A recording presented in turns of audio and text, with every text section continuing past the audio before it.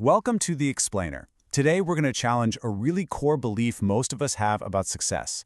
We're going to deconstruct why that constant chase for motivation might be the very thing holding you back from your goals and what you should be building instead.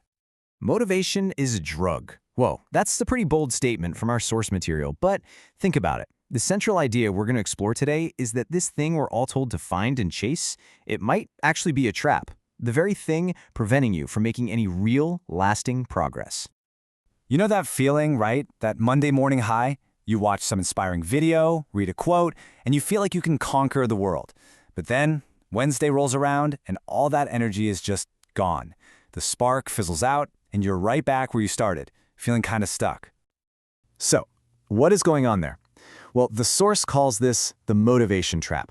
It's this idea that chasing a feeling instead of building a process is a fundamentally flawed strategy if you want any kind of long-term success. And here is exactly how that trap works.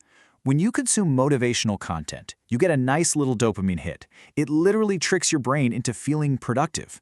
But there's a huge difference between the feeling you get from dreaming and the results you get from doing.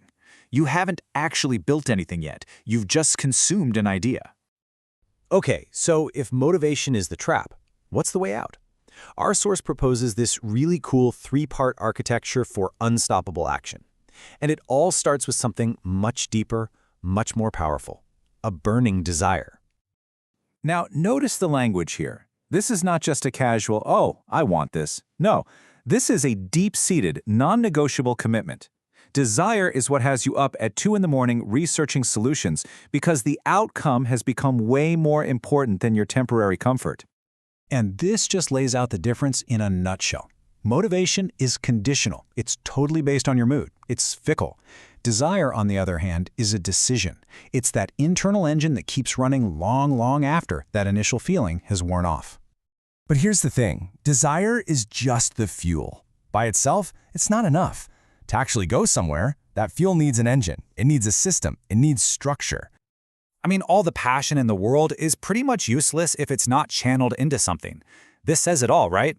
Without a vehicle and a map to guide all that energy, you're just going to spin your wheels. You'll be full of desire, but you'll make zero progress. And structure isn't some abstract concept. We're talking about the practical, tangible things you actually need to build. It's not fuzzy, it's the specific skills, the concrete plans, the resources, and the ways you hold yourself accountable that turn your desire from just a feeling into a series of real, actionable steps.